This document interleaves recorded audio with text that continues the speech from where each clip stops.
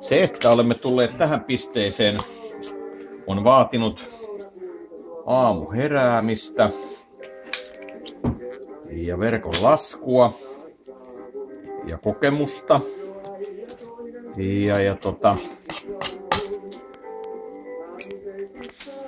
ja hyviä olosuhteita. Sitten se on vaatinut sormet jäässä kalojen poisottamista verkosta ja jonkun verran ajamista.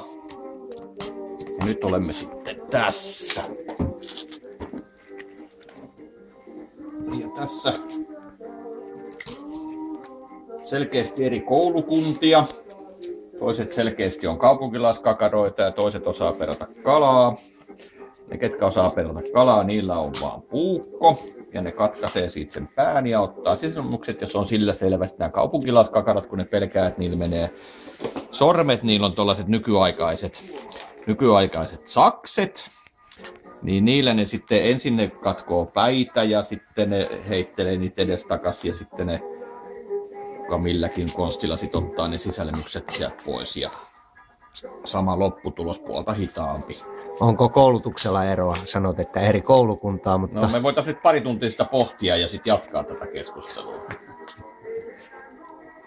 Voin ottaa kommentin tuohon nopeuteen, niin katos, tässä nyt kuva samassa ajassa.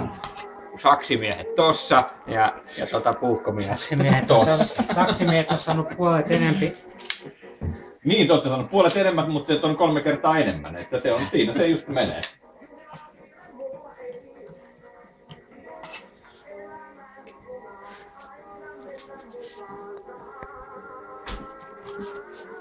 No nyt tulikin perkaaja, oikein reipas. Joo, ei muuta kuin vaan sakset käteen ja